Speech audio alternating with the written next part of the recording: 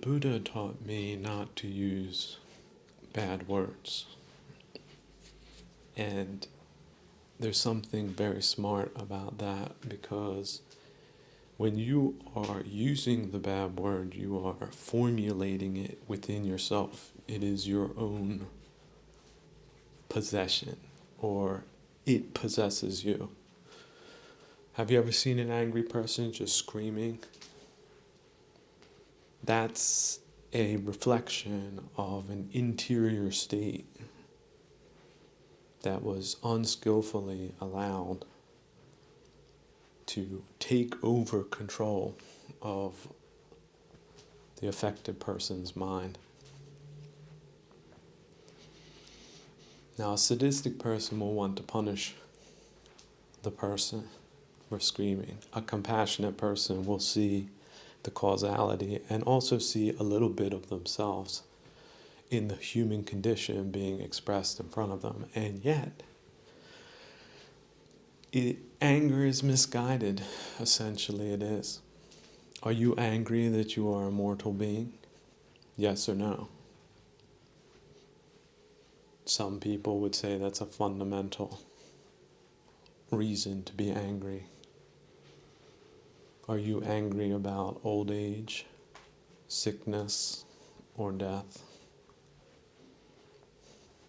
If you aren't, why not? You should be. Oh no, wait, you shouldn't be. See, the super normal is to not be. But to get there, it's not normal. You take the normal road at the normal pace in the normal way, you're not going to get there. You're not. You're not going to get to the top of a volcano in your bare feet. You're just not going to make it before you get there.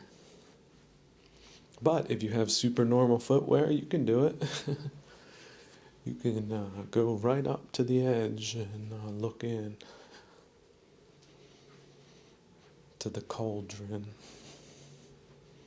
of a worldly life.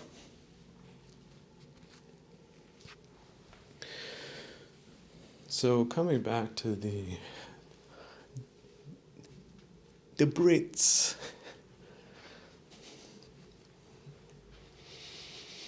A lot of Americans learned about the beef between the British Empire and themselves, and it's sort of a formational myth, how we gained independence. This is something to be very proud of, because we got freedom and they got, what, servants, butlers, step and fetchits. See, we should look a little bit further into that. See, they did have a classist system. So what was an aristocracy deformed into a classist system. Let's go to the Normans, right? The Norman kings. Were they classist? Yes or no? A lot of them were just security contractors, like PMCs of today. Somebody that, it was a company, so here's this area of territory, some people live in there, some Celts, some Welsh or something in the Southwest, do what you want with them. Here's the mandate from the executive military authority that is also a judicial authority.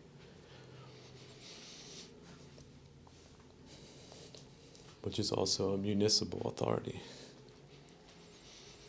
So that's sort of how the franchise started. Now, how it turned into a stupid classist system is a tale of degeneracy. It creates a separation between the ruling and the ruled, which is a fabrication of one's mind. It's a delusional concept. So how can you increase that delusionality? Well, it should be considered a warlike measure, whereas reducing that is considered a healthy measure. You're returning to the true tradition of at least the beginnings of modern civilization, when you abandon classist affectations. So you want to call yourself an aristocrat, but you're really just a classist, and it shows in the way you treat people and in the high opinions you have of yourself, with a mouth and a butt and guts in between, and how a low opinion you have of others.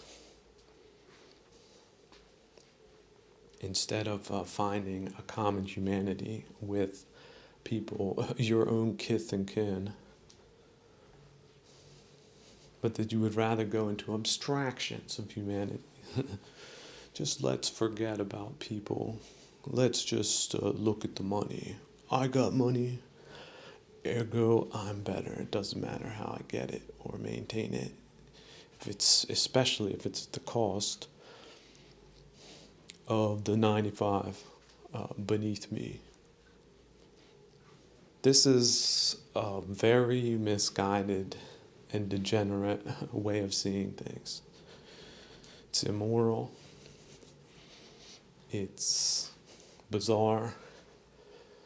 It's devilish.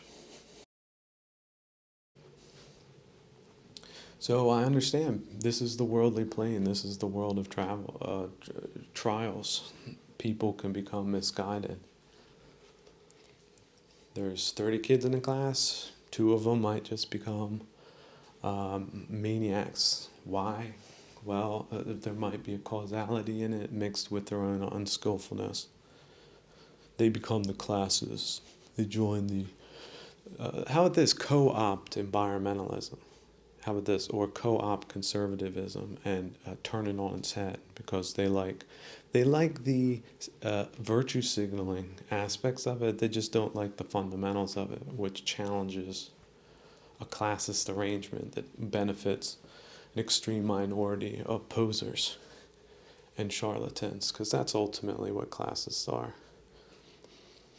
And I think fundamentally they understand that. They don't have the talent, but they do have an advantage. They're not being berated for productivity.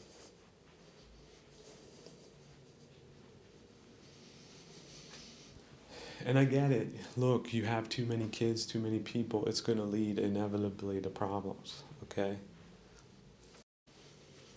Before there weren't any roads, now they're driving around in fancier cars. Then I see a lot of people that are working themselves to death, driving around in.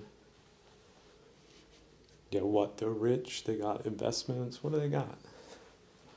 Bad mood. Deformed people that have aggressively wrong opinions. So let me come back to the classist system. Classist system can happen anywhere. It's just a bad form of management. Classist system is the hateful out to lunch owner culture, but with snobbery mixed in. It is just totally unjustified, except for the fact that they have this one financial advantage. So, but then you have to imagine, okay, finances, they can play these games, they can play these public games, they can be part of the so-called winning team.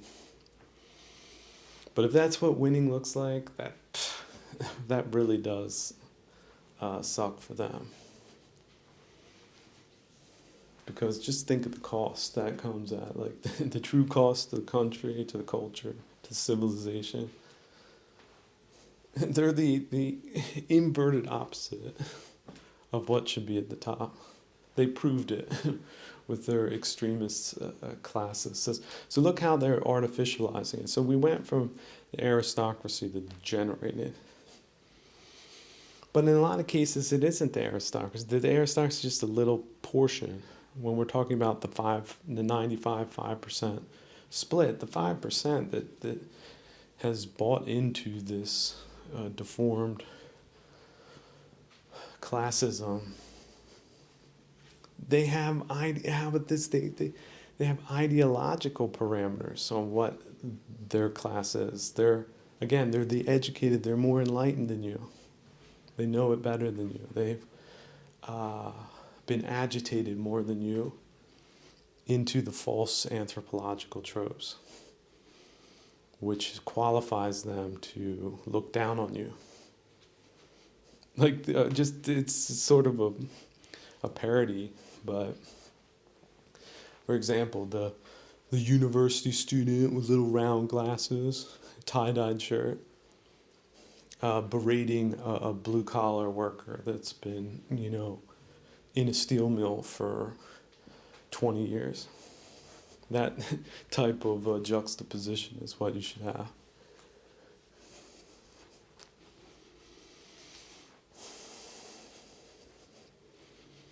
But on the other hand, yeah, the working class, okay, why expect more than the working class can deliver? The working class is working. They do not need to be subject to all different types of asymmetric attacks. If they can concentrate on their work, have a little peace of mind, have a little something, or more than a little something, actually you need a lot of fat reserves, especially in the athletic parts of the economy where things get done. They need enlightened leadership. They don't need classists. So now our enemies know that. So that's why they put the classes where the leaders should be. And they fund them. They make sure that they're the ones with the money. And the other people get sorted out on the basis of classist tropes, inverted social points, something like that. This person is above person. Just think again, some damn pilgrim, big old stupid conical hat on with a buckle on it. This man has not showed up on time to Sunday school. This man's shirt was askew. That type of person who's making the calls between who's a good and who's a bad person based on nonsense. That man with the shirt where the button it might be misplaced, that man could be a supremely accomplished general. So who's this little preacher man to tell him, he's not a good person? Well, preacher man, he's got a book, he's got a degree somewhere, tells him he's got the right to do that. He has a good nose for it. So, but if preacher man has access to a lot of people, look at this ruffian, point him out.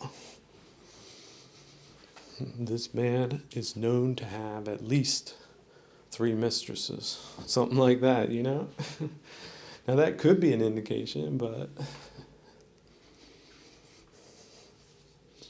maybe he's just jelly, okay? Maybe he's trying to then misconstrue a situation that he doesn't understand anyway.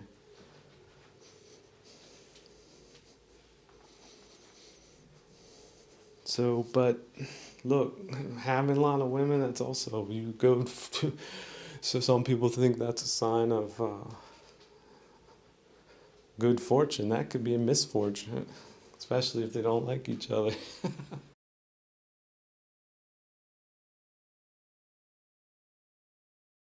But again, to come back to the classist society, specifically in England, where this whole misadventure got kicked off,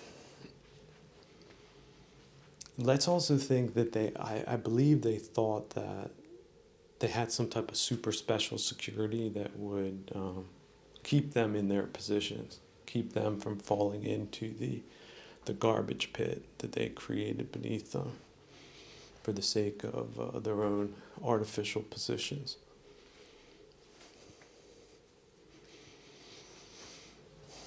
What a dumb assumption that is. These super smart people that they thought had their security covered, they're not that super smart after all. They got played like a fiddle. like a little, like, you know, one of those circus fiddles is like a plastic, you could get out of one of those machines. It's like an arm comes down. You can position it over like stuffed animals. That's what their security turned out to be. Oh, they're so super smart, they know everything.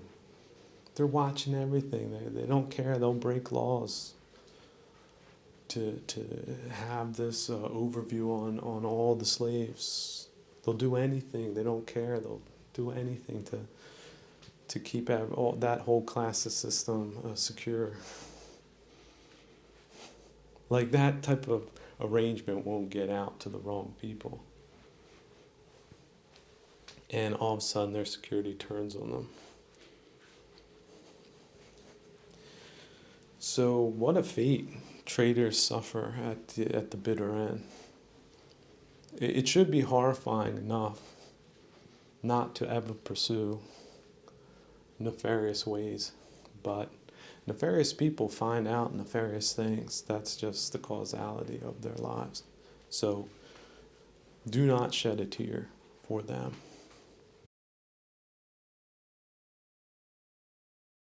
And if you're in that racket, get out now.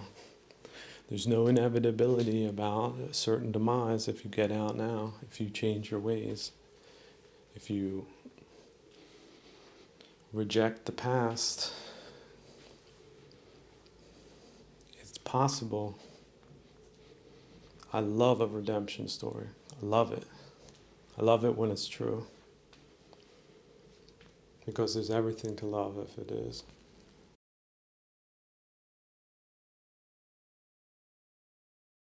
Whenever you're looking at a design object, look at how it's manufactured. What is holding the pieces together and what are the things made out of? And is it adequate? Like, you might have a stationary thing, but it's connected to a part that superheats under certain conditions.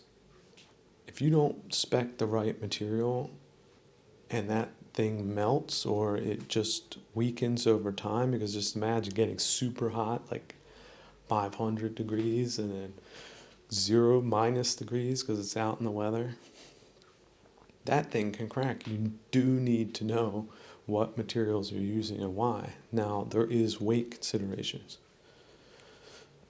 Is it strong enough? Is it light enough? Is it light and strong? Can it handle heat? Yes or no? Now, people go into this with theories, but in a lot of cases, it's the practical and simpler materials that make the most sense. Sometimes not. For example, wood has a lot of really practical properties if it's put in a form that, or milled into a form that really is ergonomic. Ergonomics is also a part of it. But here's the thing, the tensile strength of wood isn't all that good, so, and it can be heavier than other lightweight polymer materials, for example, or maybe it's a metal alloy like titanium, but then you have a cost factor as well. Then you've got the ergonomics. Is it a bulky design or can you pack it down? Like a bike, can you do a folding bike with a bike? Does it work as well, or is the joint not stiff enough? Remember those old folding bikes? Some of them are around, but some of them have gotten rusty. Some of them were too heavy. And some of them, the joints broke. They skimped out on speccing the materials. So some defects only become noticeable over time and with experimentation and use and observation of experimental changes. Can you easily attach things that you want to have on it? For instance, are the holes standardized to? Is the attaching system standardized so that you can attach to that you can plug into a pre-made standardization development that has already started? What about finishing? What about colors? What about the spec of the parts or the rivets, the type of rivets, or do you have rivets, or rivets, what are the pros and cons of rivets? You put the wrong rivets in the wrong places, you've messed up whatever it is that you had. And if you don't have the understanding, you don't have the knowledge to know either what rivets you're dealing with or how to apply them accurately and well so that they hold, you're messing things up. You have an imperfect understanding of what you're dealing with. A rivet is not just a rivet. And maybe they have a standard rivet, but maybe there's a better rivet that's come out. What about maintenance? Is it easy to maintain? Is it simple? You're dealing with 100 parts, or you're dealing with 3 parts? You're dealing with little parts or big parts? Then how about this? The tolerance of the things being machined doesn't mean that the things fit together perfectly, because you don't have enough slide, you don't have enough slack, you don't have enough room for the stuff that can get into moving parts. But the thing needs to work anyway. But just because a little piece of bark got somewhere, the whole thing gums up. That's a poor design. It's not built for the purpose. So what you lose in technical perfection, you create intentional tolerances to keep things sliding, keep things moving, keep things going. That's counterintuitive for a perfectionist. But people that are hyper-focused on specs, and you know what, getting really good specs is really difficult. Really is. It's extremely difficult. Have you ever had a micrometer or something? You can check the hundredths of a millimeter or more thousandths. Manufacturing that is not easy.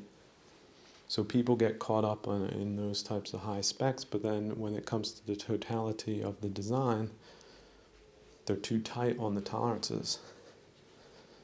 And it doesn't factor in the dirt and the dust and whatever else that it needs to factor in during its working life. Do you need a lot of oil or little oil, or is the oil, what are the different factors of the thing and the design? What are its benefits? What are its liabilities? And where's the sweet spot? What could be improved and why? What has changed in the terms of general equipment? What has changed in the general field of ergonomics in order to reapproach something with something new and make a combination of old and new? So it's not just new. Like, why is this design superior to other designs, even though it's old? Why don't we incorporate that goodness and add then the new goodness to it? And then you really are dealing with a completely different design, even though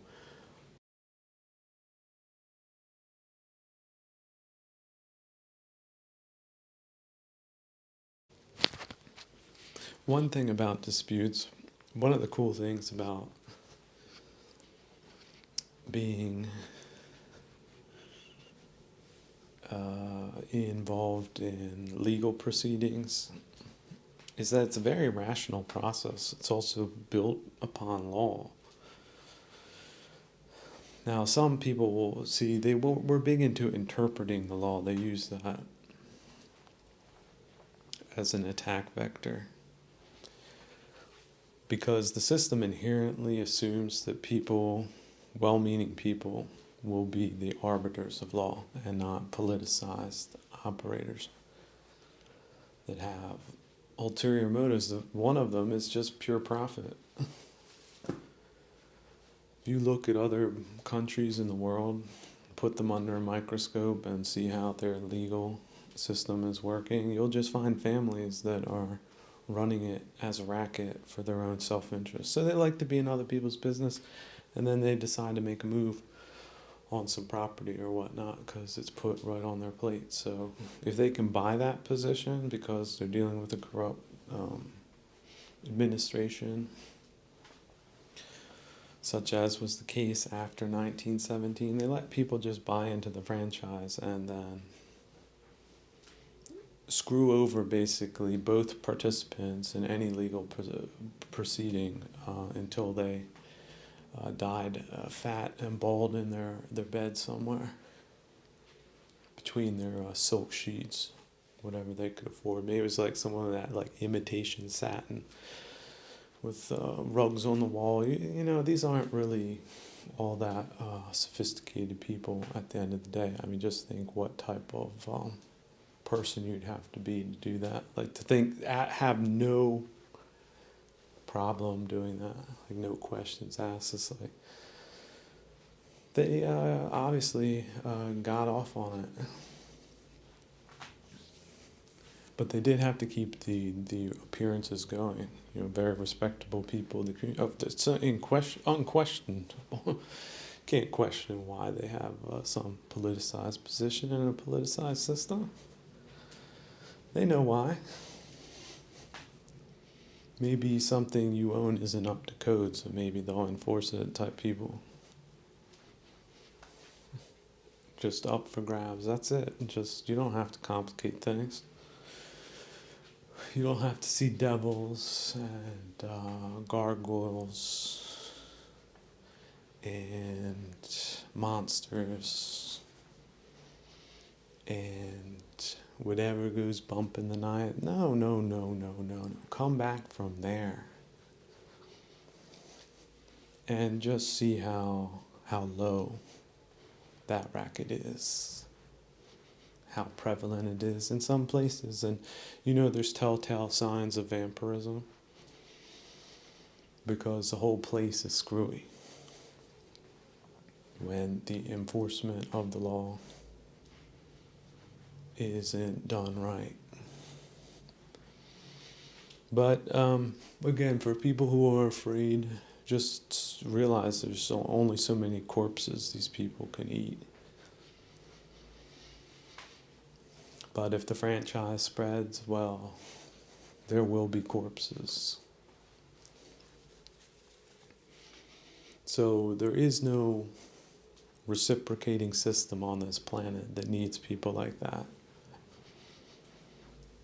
And that the good news is you can cure yourself of that by just changing the architecture and maintaining it with overviews periodically that involve the possibility of such rackets being a threat and a danger and a possibility, and not as an impossibility or unlikely.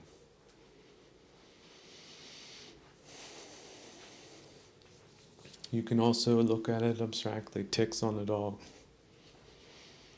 Why are ticks ticks? Why do ticks tick like that? Do you really need to understand the rationalization of a tick? Other than look at it as a life form. It wants to eat, right? It's adapted a strategy of parasitism. And that's how it lives. And it spreads, and you want to look at it neutrally. You don't have to see that as a terrible or horrible thing. It's just how they live. Ticks on a dog.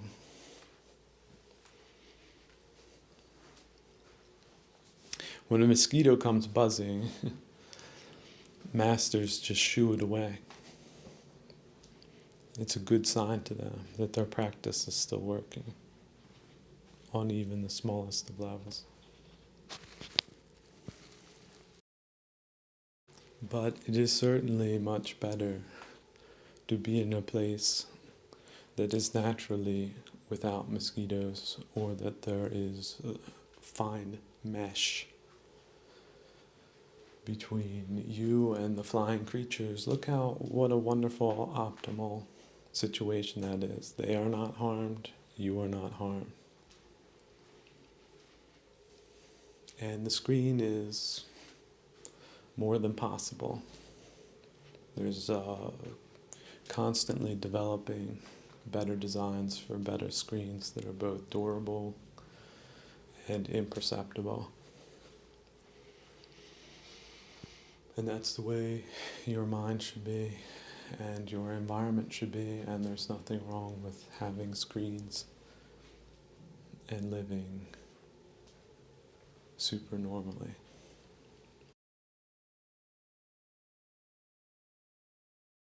And so finally, overcoming rage and achieving pure neutrality, you can just look at it as a problem with architecture and management and design.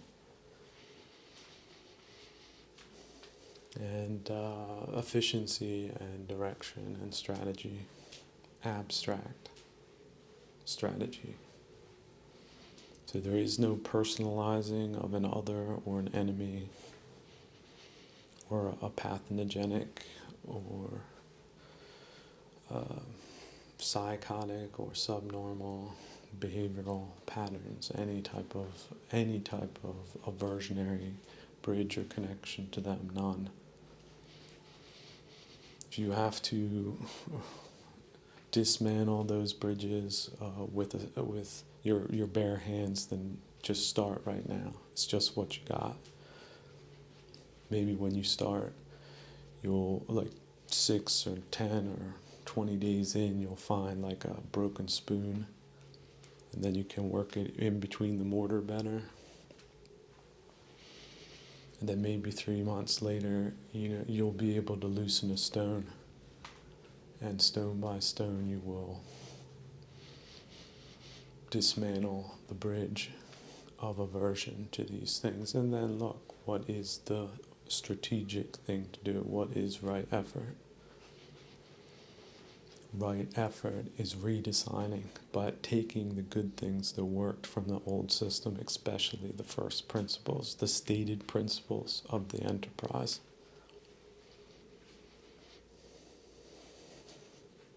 Justice is an art and a science.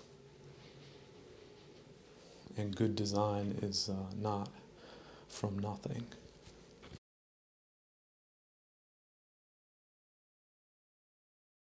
Returning again to the doctor of socio-political economic theory. Now you've diagnosed the patient. The patient is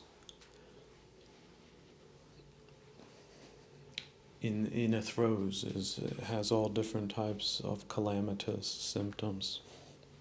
Now it's been diagnosed. What is the healing and compassionate path?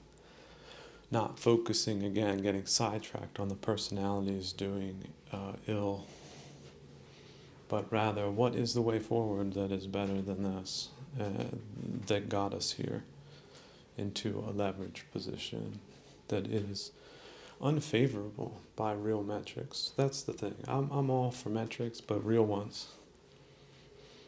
And a lot of these real metrics are ephemeral, and they're also dynamic, and they're also counterintuitive, and they're also psychosociologically connected to a concept of well-being that doesn't involve taking drugs, for example.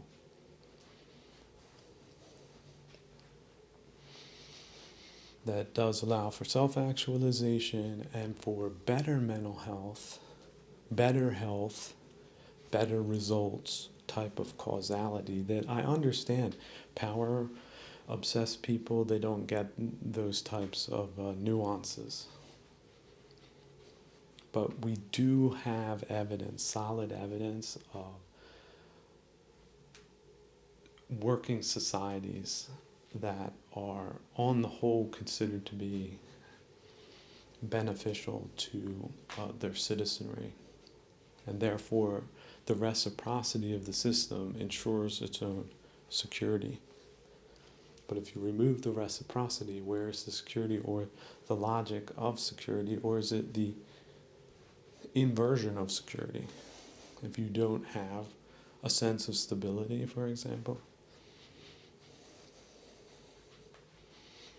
or are you not off balance? And being off balance is of benefit to you or to others that want to see you trip and fall flat on your face. They want to diminish you before you are ultimately diminished to nothing. For their own reasons. They think they're justified. They're not justified. They just thought up and thunk up and wrote up some type of stories. Imagine that. So a bully decides he's going to write a story. So like, hey, I want to punch this person in the face. So let me write down a little fairy tale first for why it's a good thing I do that to the wrong person. But it's right for me, and I'm a bully. I'm an impudent type of person that doesn't have people telling me no, no, no. I'm the person who says yes, yes, yes.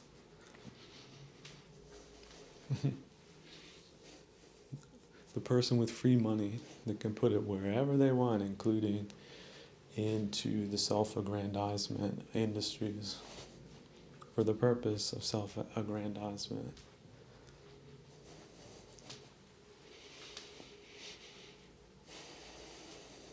But see, one individual does not a society make. Then there's no defining personality to a social entity. There's just people that think they are. But that's delusion at work, and yet delusion does work.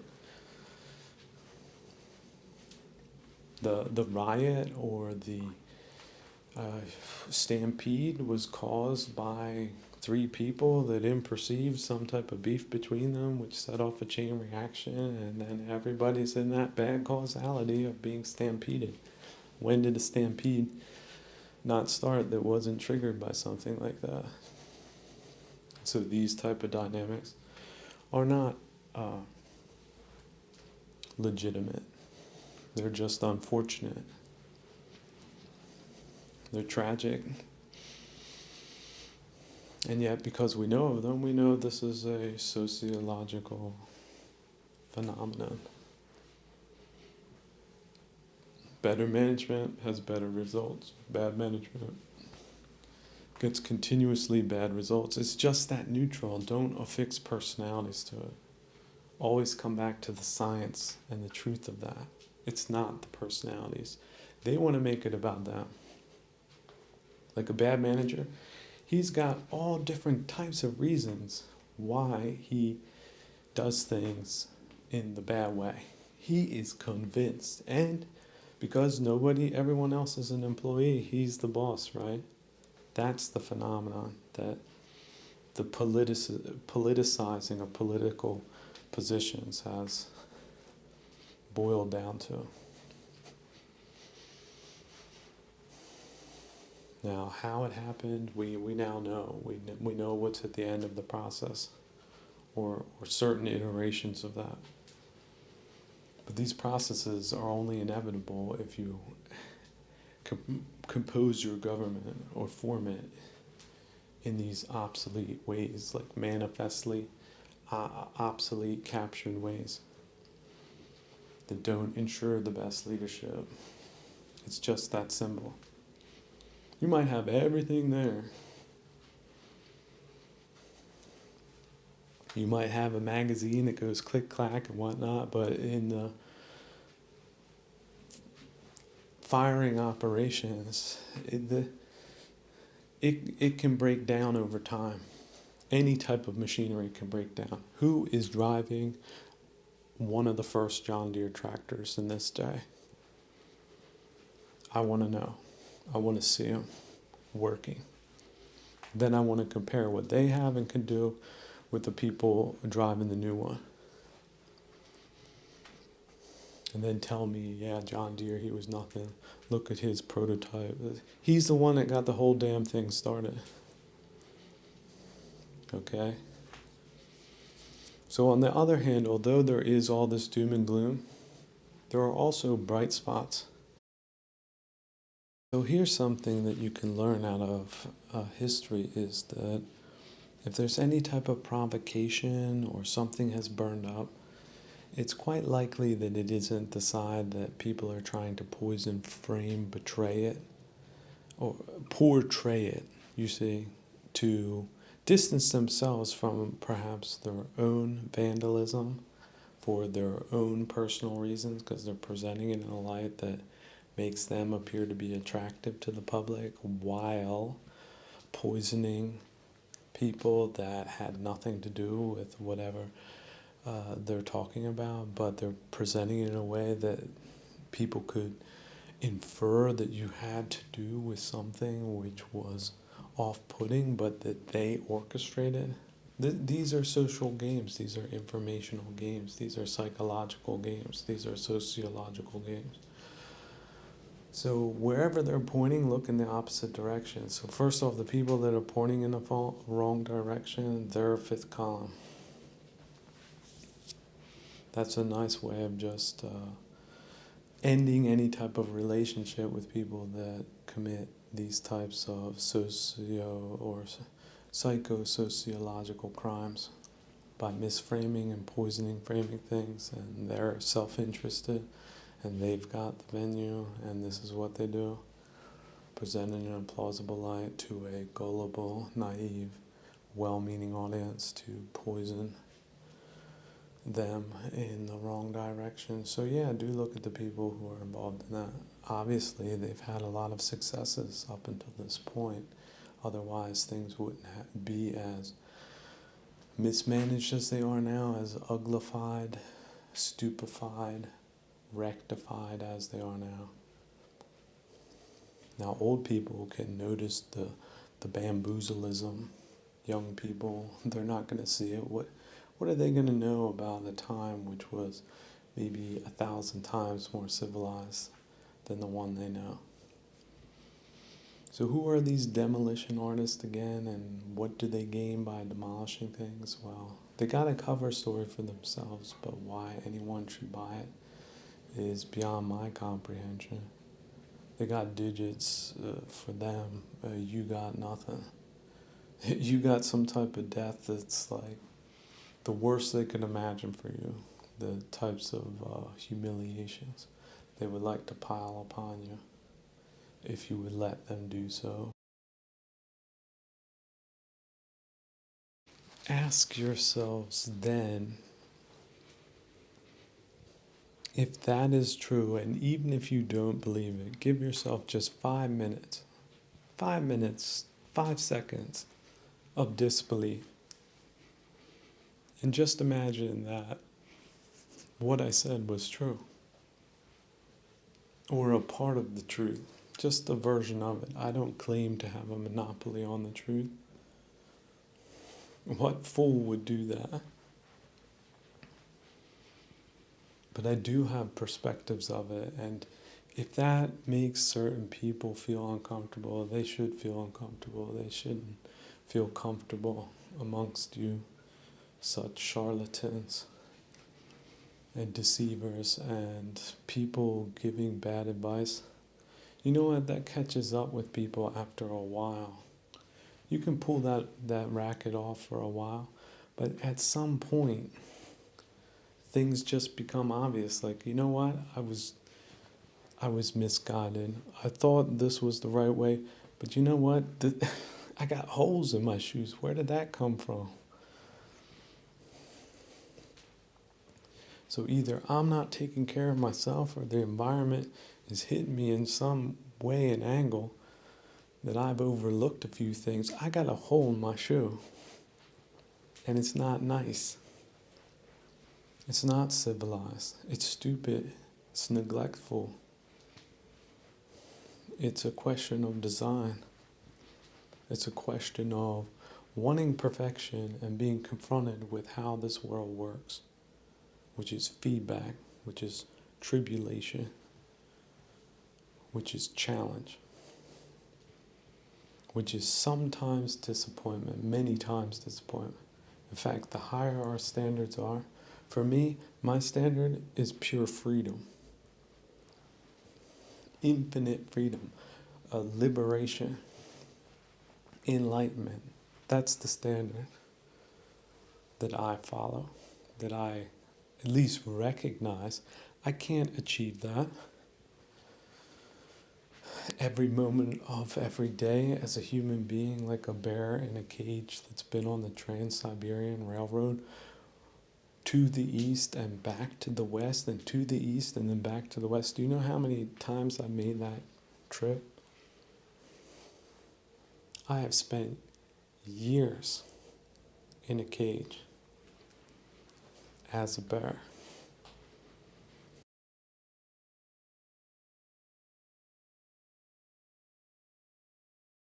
Don't get me wrong, I'm all for law and order. Who would be against that as a honest, upstanding citizen? But between me and the law and you and the law are people. No, these are people, these are human beings like you and me, and maybe they don't think they're getting paid as much as they deserve because they're tough people with bulletproof body armor and weapons, and you don't got nothing, and they got the law behind them. So as long as they show up and punch the time card and dress up real pretty, they can just ride it out. For what do they do? Put in 20 years and they can go on full pension, something like that. So I'm not saying all of them are like this, but I'm willing to bet that a few of them are in there just gold bricking. And with all the damn drugs on the street and crime, it doesn't look like they're doing much crime fighting. And maybe they got, I'm not saying every one of them, but maybe some particular ones get a cut on whatever comes in. And maybe if regular people are distracted with a bunch of mayhem that doesn't affect them, because you best believe when a criminal wants to rob somebody, wants to diggly doozle someone, bang somebody over the head, or pull a machete out of their trench coat and start swinging away, they don't pick a cop to do that with. You know, they make sure they get themselves dressed up in some of that neon yellow. But even the criminals know that they got some type of body armor or weapon. So they're not attacking them, they're avoiding them. But if you're looking at your phone at the wrong moment between meetings from, like, let's say a World Economic Symposium or some type of scientific event, and you're walking to your car, they're going to bamboozle you, though. Because you look like an easy mark, and you are. Because the cop's sitting in a nice little warmed up cruiser or whatever other gizmos they got going for themselves. He's far away, scrolling on the phone, putting in his shift. Now, if dispatch calls him to pick up a dead body or to take some pictures or to secure a crime scene, they'll do that. They got that tape in the back of the car. They got them cameras. They'll take a picture. They'll do something like that. They'll fill out some paperwork if they have to. You know, here are 3 dead kids, an old person that half burnt. Fill out the paperwork for that. They'll do that. People with needles sticking out of their arm.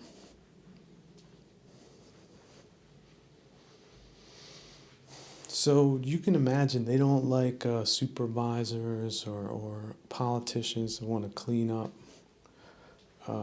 their mess for them. because these people, some of them have adapted to the chaos in a way that works for them. Because if you were to and this, I've heard this has been done, they've hooked up electrodes to these types of personalities after they stripped them of their badges.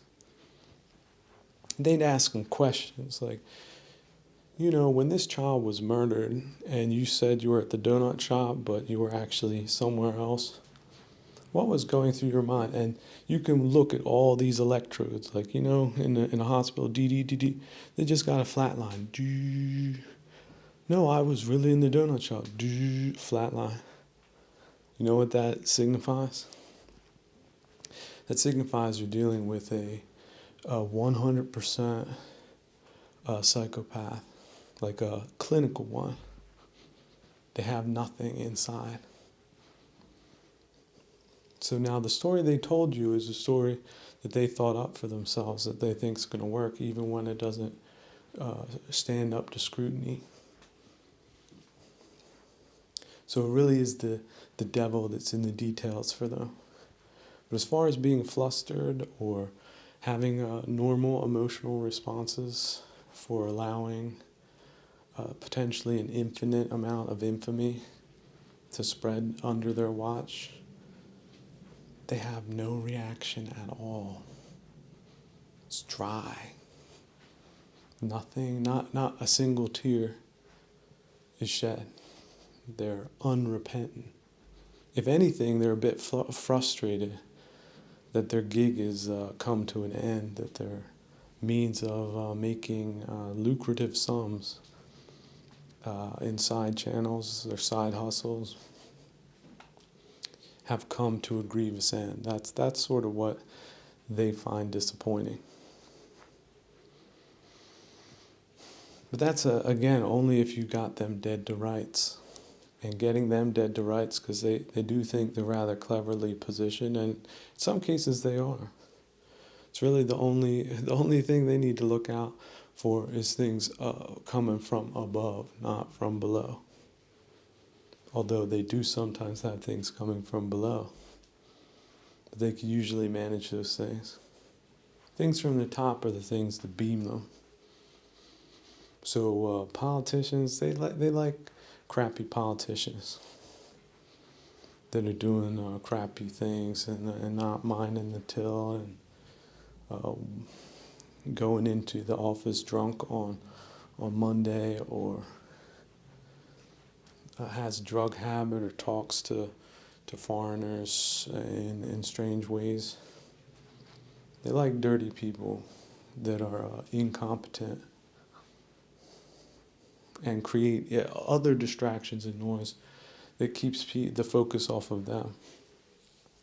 But the funny thing is like when something really does go down, which shows, for example, this recent thing in Dublin, like how incompetent the situation is there.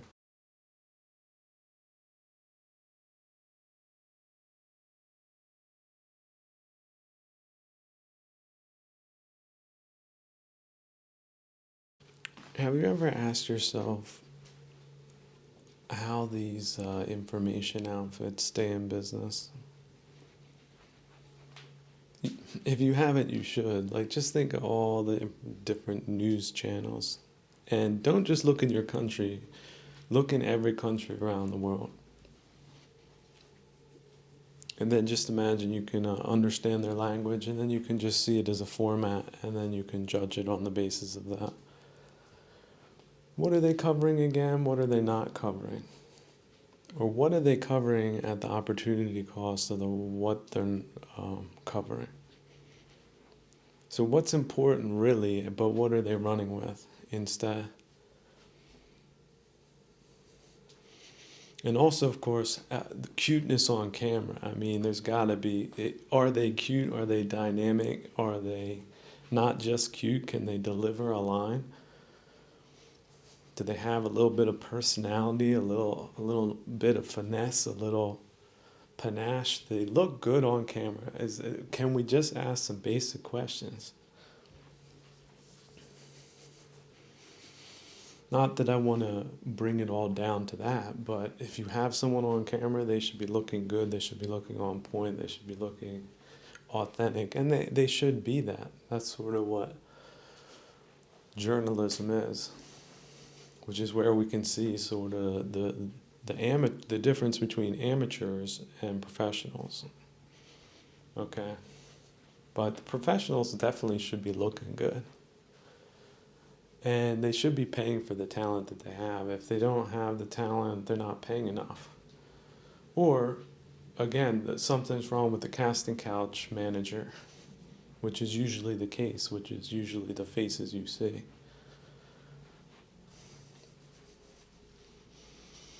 So, but again, we're living on planet Earth here. This is how things happen. So, but in a strange way, although these are business people primarily, because somehow they're making money with what they're presenting, even if it's not entertaining. How about this? Even if it's agitating, somebody's paying them in some way. There's some influence. There's some type of pay for play dynamic. Now, the guy in the peanut gallery in the back, like, no, this is not news for him. But it's something you think you might know, but you might just think you know. You don't know the aspects of it. The politicization of information and the consequences of that in a cultural context, which is also a national context, which is also a civilizational context. So it really isn't insignificant what they're doing, and some people understand that, and that's why they've got these rackets under their control. So all the ownership, all the fake proxies, all the shells, all the doors should just be flown open on these people, especially during a tribunal where 700,000 people have died this year, 2023. It might not happen in 2023, but within 10 years, we just have to see things more holistically. Garbage in, garbage out type things. So people involved not just in the regulatory agencies, security agencies, political agencies, business agencies, but the information and academic agencies, any type of rackets that are in any way even nominally involved, get a full blast of transparency. Because we don't want to be writing any alternative histories about people that let 700,000 people die like that. Not a molecule of their infamy gets transferred to future generations by providing that transparency.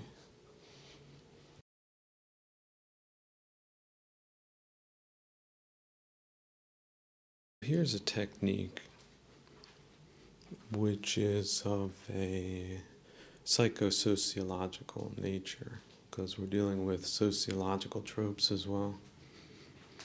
Again, the isms, the ists, that is an attack, because it's a framing attack, it's a contextualizing, explaining attack. It's an ideological framing attack. And what's really hard for people to understand is there's no win. Once you accept the terms of the argument, you're in a losing position, pro or anti. It's just best to see it as a ploy. Like, there's really only one outcome in a 3-card Monte game, and no matter how smart you think you are, you're not going to come out ahead. The house will take your stash, which is your time. Institutions of higher learning should not have any of that anywhere near it at any time. It is a tragedy that it was not stopped sooner, but With new days come new observations. You know what? Today it's just snowing. All these different types of snowflakes coming out of the thin air. Completely different from 3 months ago. Okay? That was a completely different vibe, completely different reality. Why are there memory wars? Because people get caught up in the past, but what they do that at the detriment of the present. The present is its own present, so no matter how many things have happened in the past, today need not be weighed down upon them if you don't weigh them down with poisoned framing, misconceptions, or false conclusions. You get these eggheads on historical events, and 50% will come to a false conclusion. Now, 50% will come to a false conclusion just by sheer chance. The other 50% has some type of axe to grind. They can create some type or gain some type of emotional momentum that works for whatever racket they're pushing collectively. And the great thing is about globalization, as you can see, that these types of framings are taking place in Azerbaijan or in Armenia or in Sierra Leone, or in every country has its own vibe, its own history, its own traditions, its own roots. That's real diversity. Okay. As long as it all stays in its box. Why do you have different colors? Well, each different color in a painting set is separate. You have yellow, yellow is yellow. Orange is orange. Green is green. Blue is blue. It's wonderful when they are pure, purely distinct. If I am invited to a university of higher learning in a venerable place such as Japan or Taiwan, for example, I don't want to show up to a place that does not appreciate its own unique culture or pay respect to their venerable ancestors in that way. I don't want to go to a place that is not the uniquely different and respectful thing. That is there. It is there. It does pervade in better places, in civilized places. And there is the Eastern equivalent and there is the Western equivalent. And then there's the different flavors within the Western equivalent. Czech Republic is completely different than Portugal. And yet, both of them have extremely endearing qualities that are unique, special, and certainly worth preserving and elaborating, renewing, maintaining, improving to a certain extent, but not over-improving, overdoing things, overemphasizing things that it is an editorial decision if you emphasize these negative things, for example, the mistakes of the past, instead of at least having free space in the present to consider what is the best thing to do. This is not to say we should have historical blindness, but we should draw the right conclusions and not the wrong ones. This was bad, but see, this is the part where the pseudo-intellectual will rush you into the next point of causality that works for them. And then, so it's basically bad, bad, bad, hit a drum. These people did it, and these were the victims. And so now there's something that needs to be paid back for there to be a settlement that is equitable to the aggrieved party. That's the shakedown. So, cui bono is what you should ask in that situation. Who's being attacked? Who's benefiting? And why should that be tolerated? Why is that considered enlightened policy? If that's not enlightened policy, why is it being perpetrated? And who's doing it? And maybe it's not as obvious as you think. Like, oh, these would be the immediate beneficiaries. But in a lot of cases, it's a third party that just benefits from, for example, polarization, fighting about stupid things. Things in the past, imagine that you weren't there, I wasn't there, and yet we're arguing about something that some people say happened and some people say didn't. Isn't that ridiculous? And yet there's a violence that surrounds these anti-intellectual operations and poison framings. Back to the point, however, is realize you're dealing with psychologists and sociologists from the other side. So not just turncoats, but straight up foreign ones. They're trying to get into your culture, into your heads, and mess you up via trolling or however else you want to talk about. I think trolling is too euphemistic. You could just call it a psychosociological attack, a massive one via modern distribution means in venues that have suffered considerably because of them, and that were allowed to do so by certain companies that were asleep at the switch. They had just really strange sociological poison framings that they imposed despite being extremely unpopular and extremely an extreme minority viewpoint. So if that's not extremism and zealotry, then what is that? Of course it's not. So now we know, actually we did know while it was happening that it was a bad thing. Now it's just become manifestly obvious to even the most basic people. So they're looking for explanations.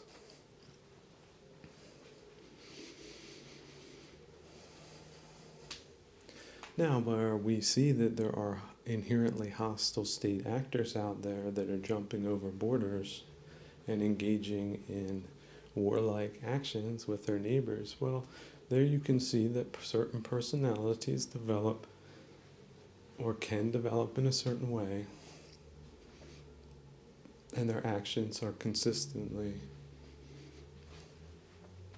negative. Now again, why do they see things the way they do? This is funny. You could say, I'm neither a psychologist nor a sociologist, if you're a normal person. Now, if you're a scientist that's taking a global perspective on, for example, world leaders, wouldn't it be fascinating if they all ended up on like a psychologist's couch talking about how they were abused as a child? Because that's probably where most of them belong. You envy a leader, you envy being put in a leadership spot where you're just more or less a face for a bunch of extremely greedy people that are smart enough not to put themselves in front of the camera. I think that's a great position to be in. So again, the misperception of these personality cults is really that it creates so much invisibility for so many other bad actors. The one person in the spotlight does not make their decision-making machinery. A component of which is culture, and a component of which is directly manipulating the population materially, economically, socially, psychologically. No, don't think this way. The enemy wants you to think this way. It's not like that. Actually, it's very important you support us because we're the country. We're, just like the Czar family that has elections that don't really work, but because of our symbolism and your conditioning, you will believe what we say, and we have a lot of psychologists that are working for us. that are listening to what you say to undermine what you say and misdirect people into attacking scarecrows, essentially. They realize that people are disappointed, that people are looking for answers. They just want them to consistently get the wrong answers. So what we're seeing now in the for free information environment that's paid for by with a lot of money and millions is that there's a far right political movement in Europe. Okay, so first off, the framing of that far right, who came up with that one all at the same time? That must be a panel of people that decide these things. Sociologists, psychologists, committee, vote, who knows? Military structure type thing. They're all old-time political operators, so it's just an optics change. They've reinvented themselves. They found Jesus. They're far right now. But in days gone by, if you haven't been, they're just standard old dumb, middle-of-the-road liberals. They could show up at any party and nobody would call them any names. What do you want to call them? Centrists? I wouldn't call them that. They're left-leaning something or others. So that far right is full-on baloney. So the other thing is then, okay, so now it's far right. So now the far right should troll the Leninist leftists that are trying to lay low like blobs do, but then they'll just pop out with some type of terroristic group action that's antisocial. But then otherwise lay low and collect a check, by the way. These are the incumbents. They got cushy jobs and stylish clothes and vacations and apparently job security as long as the next bum candidate that they're somewhat affiliated with wins an election, which they might not do this time because their policies have been so disastrous. So they want to create some type of angst bridge of aversion to Leninist turncoat lefties that get hysterical when they think they're going to lose. So it seems fun. It seems like you're going to be in on a joke, and in a way you're going to probably be witness to a joke because this is the big joke. They're trying to connect these connections. So don't go along with it. Don't let them define what left or right is. It's already, see, that's a sociological poisoned frame. Leave them behind. Nothing good will come of them. Unless they turn themselves around and then they're starting off at zero. And they need to know that if they want to be redeemed. They're not, well, the causality of that is there. There's no clean slate after coming back from behaving like a fool. And yet, remember, it's the fool that punishes himself the most. Or in these days, herself. And a lot of them, they punch themselves in the face every day, kick themselves in the butts, and roll themselves down the street. So don't think you're missing out on good times. Just look at the great company you have now. You're at the good party. It's not big. It's a select few. And the air doesn't stink.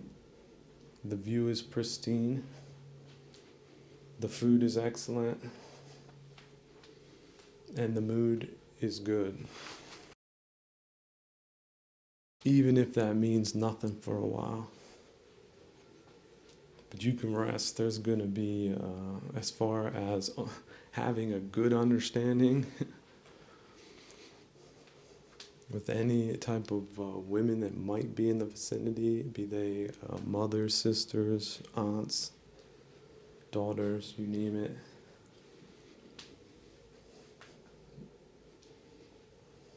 It does take skill to get along, and it is noticeable who is skillful and who isn't. And the skillful ladies, they're allowed. They're allowed, but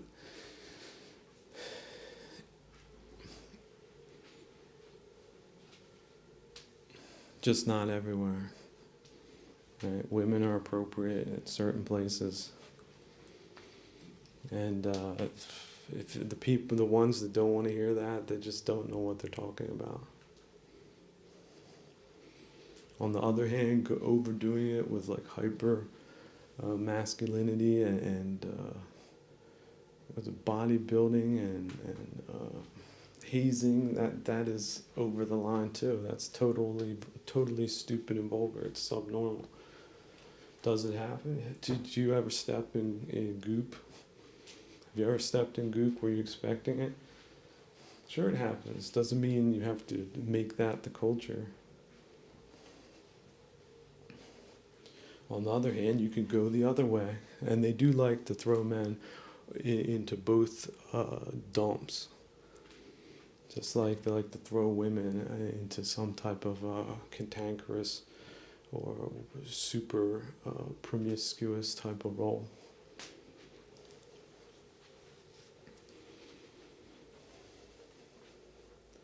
And it's a damn shame, but see, the other side knows what screws people up, so that's why they proposed it to us.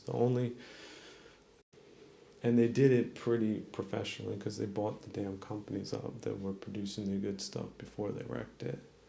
Okay. So imagine you're buying Wonder Bread and then they decide to change the recipe and not tell anyone. The good stuff was great, and nobody thought somebody would buy a company just to subvert it. But aren't these strange times we live in? It's a big world out there. So the people who should have been paying attention to the world but just more or less saw it as a way of going on vacation, all those people, I can't express to you the criminal negligence that they are responsible for. It's probably the highest level that could possibly be attributed, and that's saying a lot. Just imagine like an engineer of a bridge who's responsible, that he has calculated the static properties and the variables that can come up on a construction site. The soil sampling, is it rock, what type of rocks, the models, the earthquakes.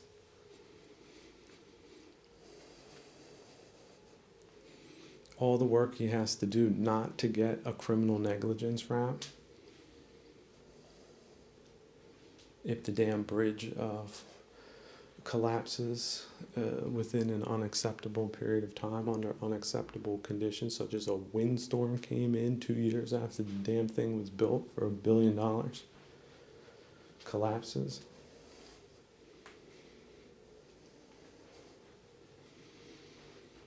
That's why a lot of them don't want to put their names on the contract. That's why a lot of these people like to lay low.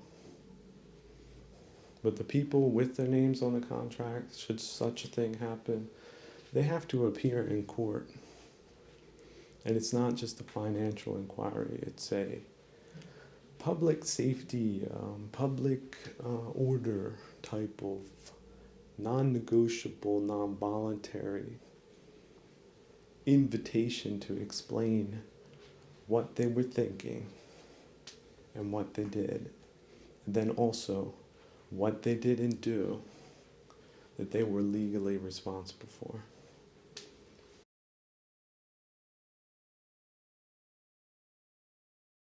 Try to look at a society or societies in different ways.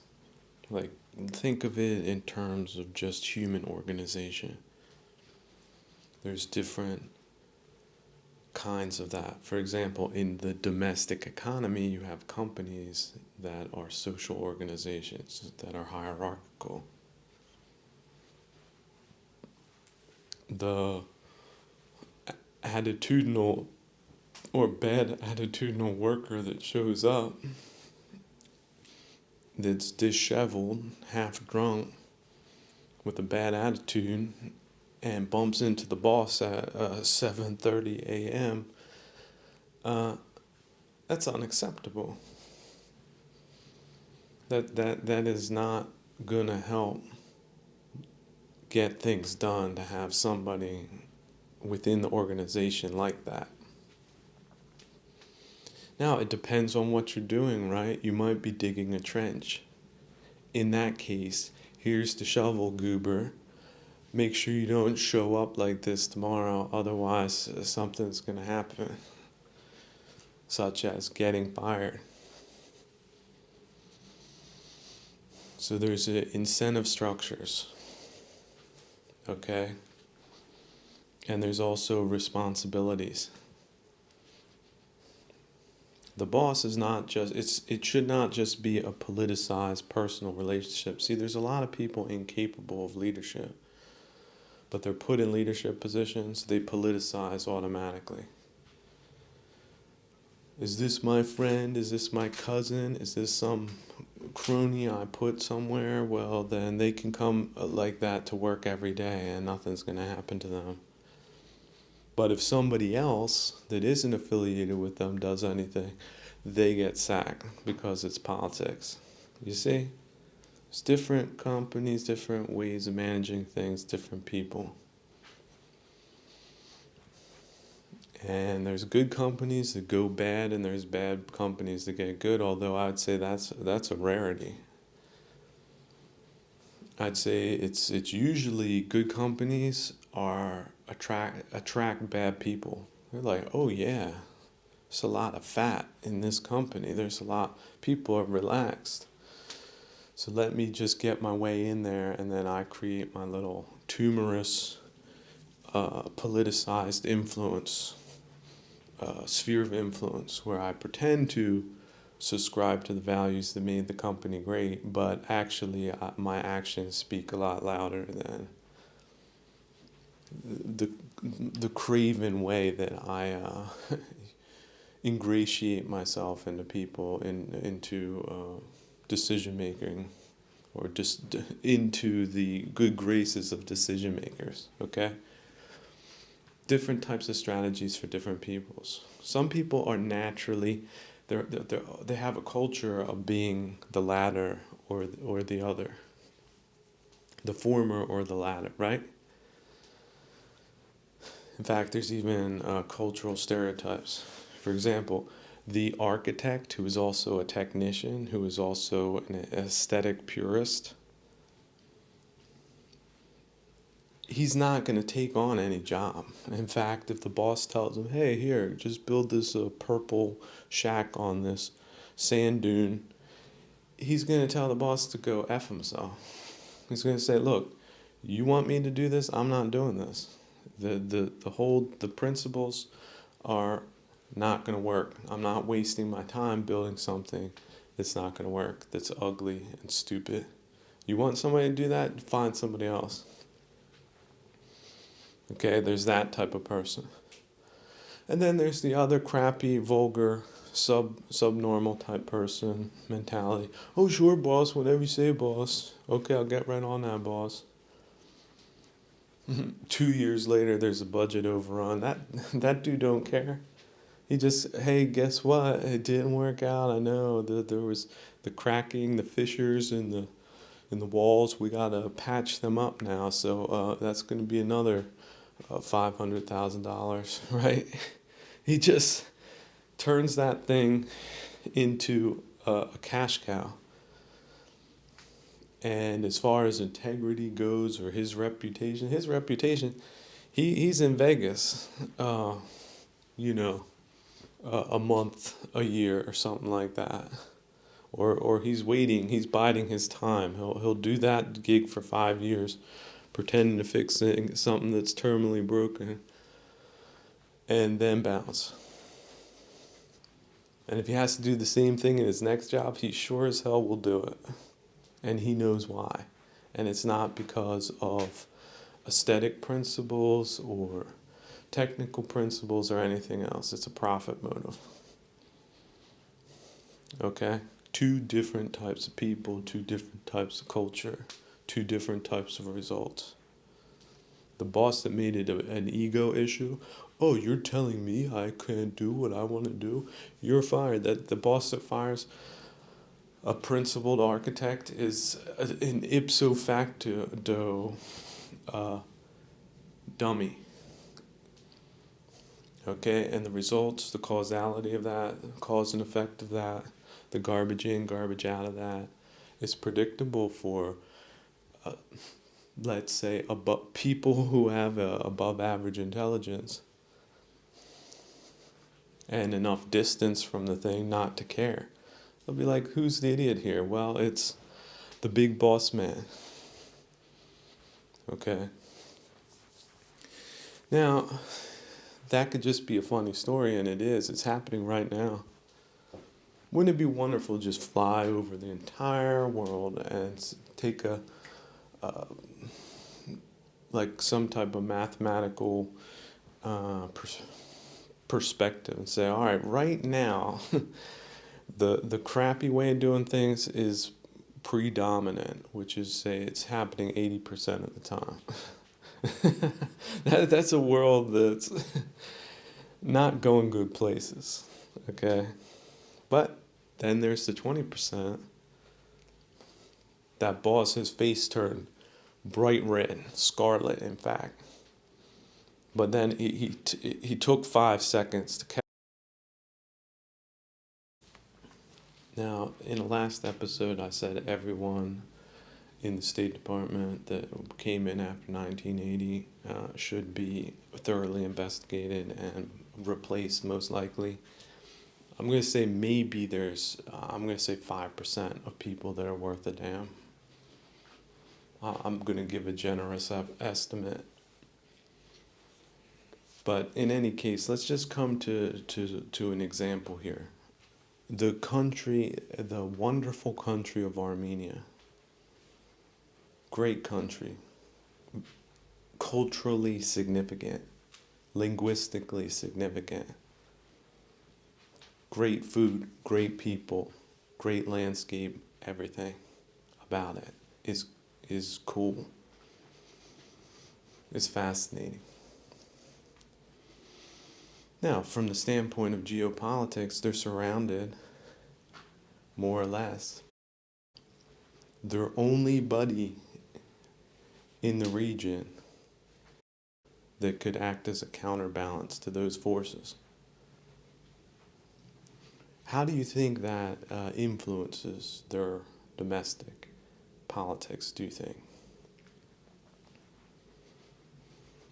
So just try to imagine, like write down a list of 10 things like 10 concessionary things you'd have to do to maintain a relationship with the Russians to counterbalance being overrun and massacred, which is what that whole region is all about. Go back 10,000 years. That's what they do. Wait till the numbers get up, then throw everything they got at whatever people are there and overrun the area. So now apply that situation to other small countries in that region, and then think to yourself, what concessions do people need to make to keep the status quo in that area that is inherently leveraged by different hostile parties and tribes? What does that mean for you? If people for example, there's an Armenian that what's that Armenian going to tell you about that special relationship that they have with the Russians?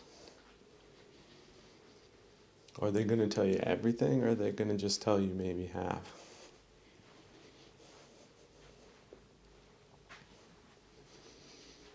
And so that's just sort of how it works. You want to simplify it. There's one big bully or two or three big bullies on the schoolyard, but and there's two bullies that don't like each other. But because the Armenians are in a class, their classes are filled with the one bully. So they might meet the other bully in the schoolyard, so they might have to make concessions when he's around, but when they're back in the classroom, they got to make concessions to the other bully. But then again, imagine he leaves his classroom, but his brothers are still in the old classroom. Now he's in the new classroom with the new bully. So he might make some concessions, of course, superficially, but when he goes back to the classrooms that his brother's in, or because his brother's in that classroom, the bully might have said, you know what, just pretend you're the friend of the other bully, but let me know what he's doing, what he's talking about, what he's thinking about, or some type of thing that could hurt him back. And so essentially that's the dilemma of leveraged weak people. And there's a geopolitical component to it, and there's an international component to it, and there's a moral dilemma to it. And why is that? Because the world we're living in is not ideal. It's not fair. It's not nice. And bullies exist. Wow. If I could go back to the beginning of time and talk to God, I would say, look, God, please. Everything, but just with bullies, just don't do that. Just why? Why would you do that? And then God might look back to you perplexed and say, hey, dummy, that's not me. That was the damn devil that did that.